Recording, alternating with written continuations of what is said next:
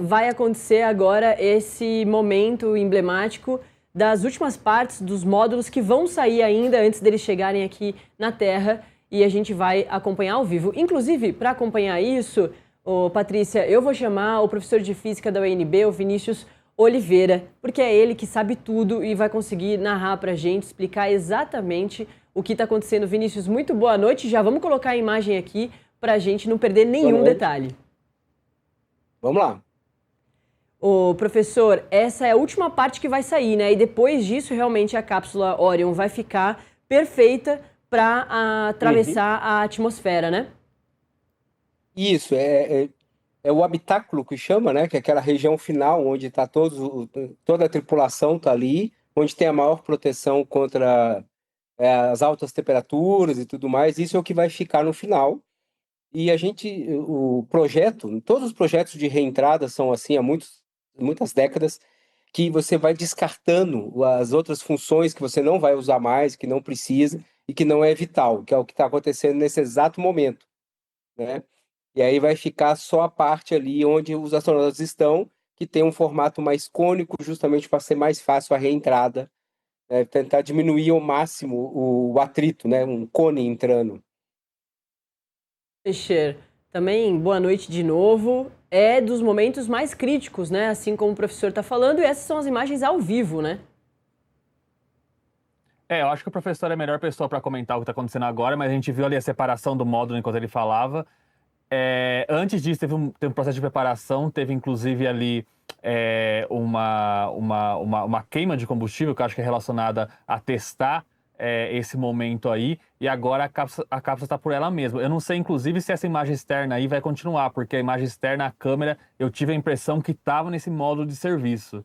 Então, o narrador da NASA está falando agora. A Integrity está voando agora por conta própria para o encerramento dessa missão.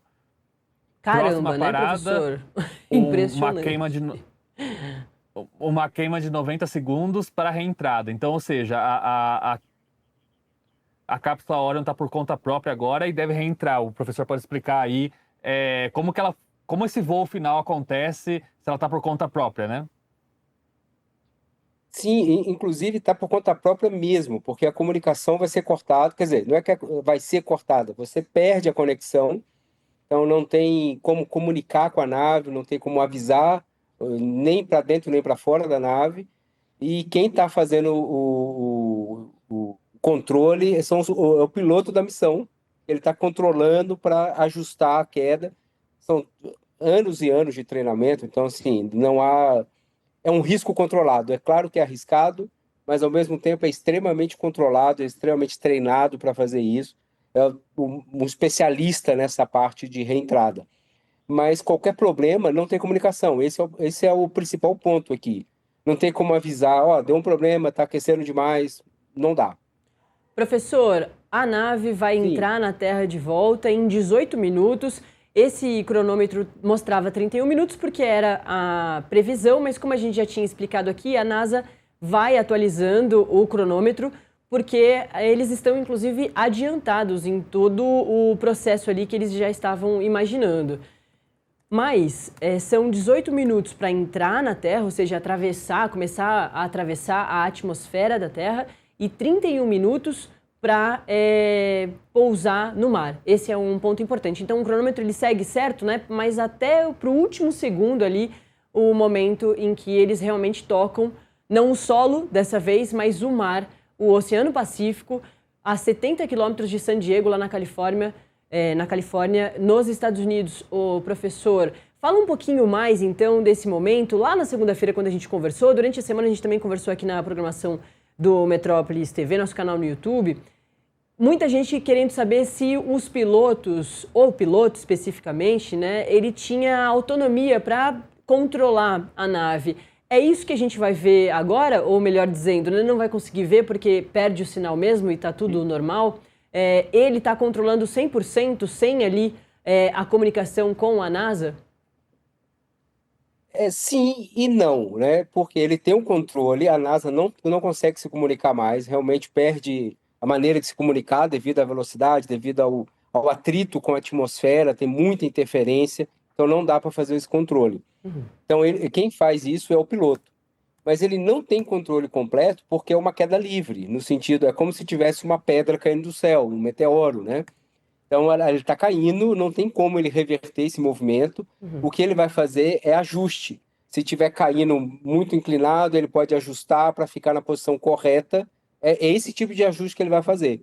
Não tem como, por exemplo, ele deslocar e cair perto do Havaí, por exemplo, né? Que ainda é no Oceano Pacífico, mas deslocou a nave. Não, isso ele não tem. Não é que ele não tenha permissão, ele não tem como fazer isso com a nave.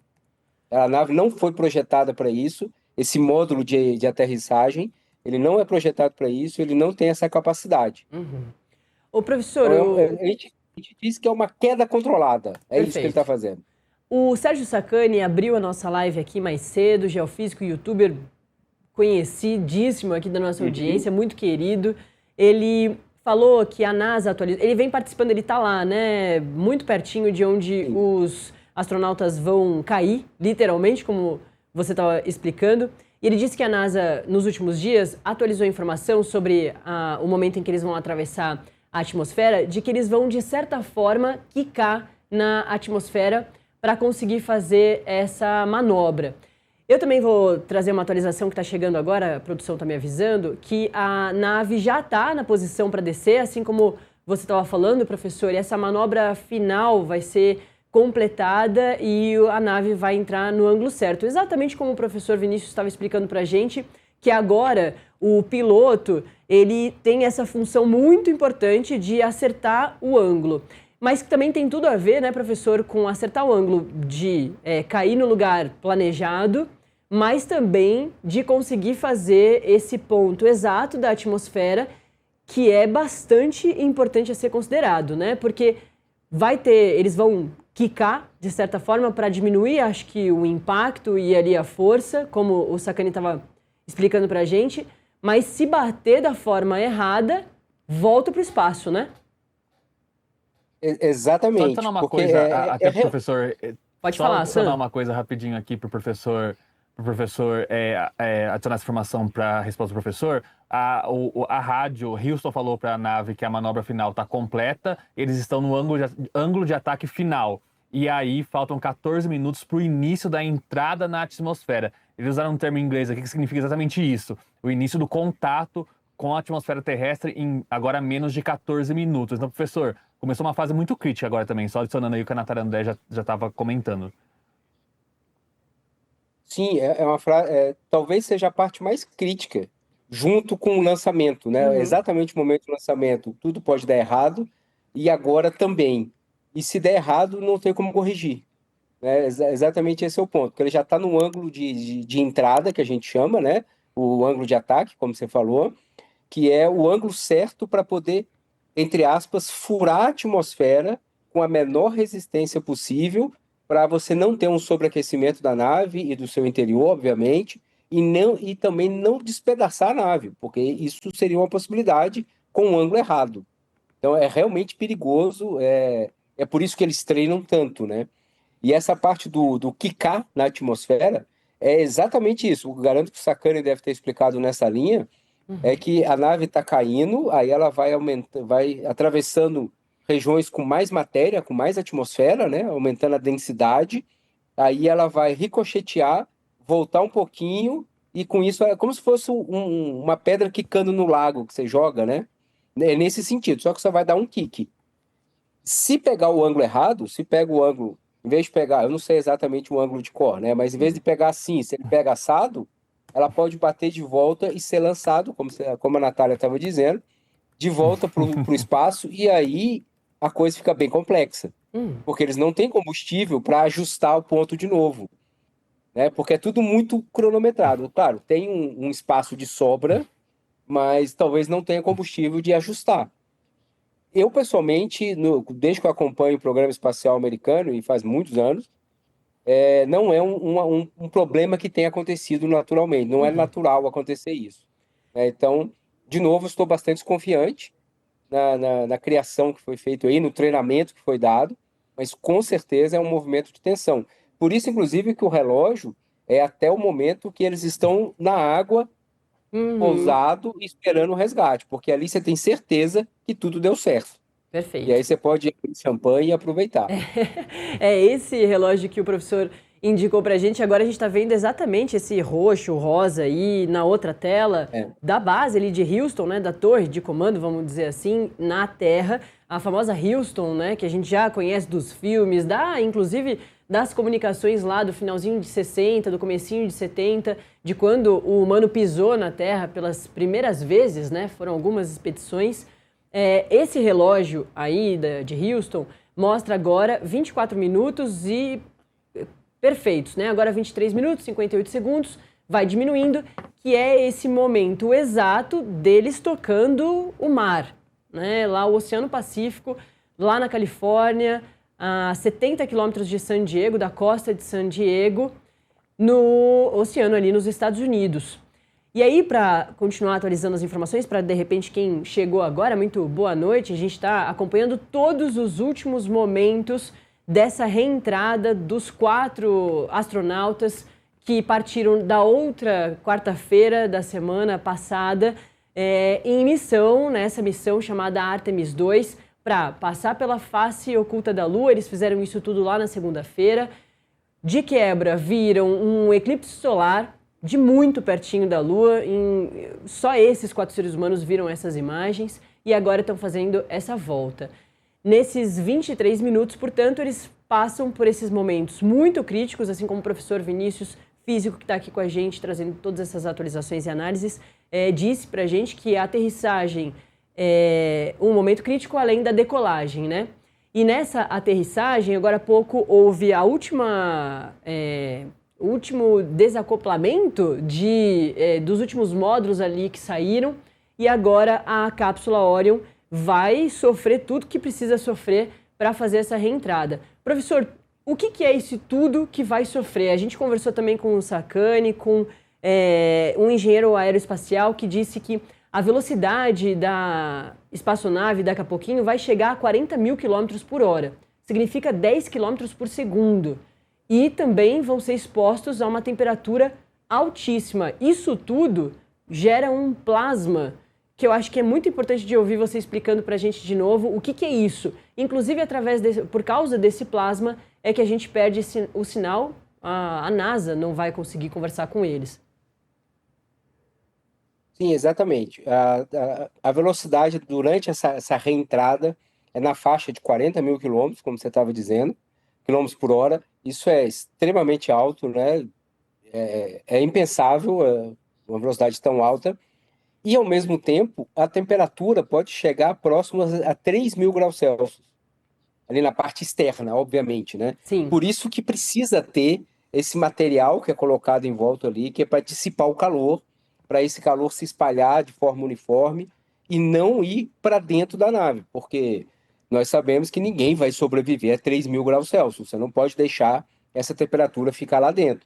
E por isso que tem esse material dissipador de calor, né? E aí, justamente, cria essa região de plasma, só definindo melhor, de forma bem simplista, o que seria um plasma.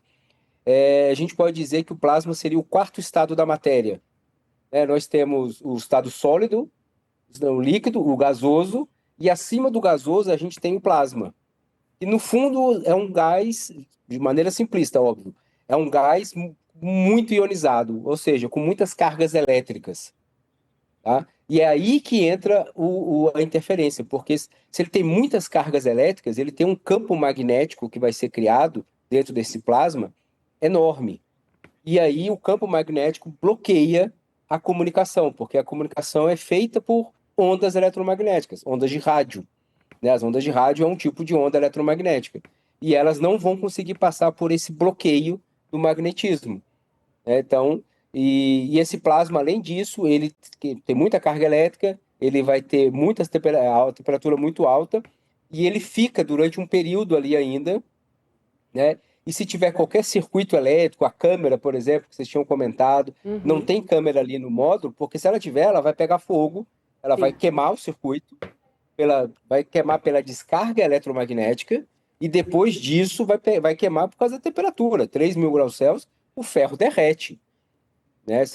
Qualquer coisa de ferro, de aço vai derreter, alumínio vai derreter, então esse é o ponto, né? E Professor, também, ah, não, pode concluir. eu só ia dizer que outra coisa muito importante é que essa camada que é colocada ali em volta para proteger, ela tem que ser muito uniforme, ela não pode ter nenhum buraquinho, nenhuma reentrância, ela tem que ser completamente lisa para esse plasma passar e ser jogado, porque esse plasma é a própria atmosfera aquecida, Uhum. né?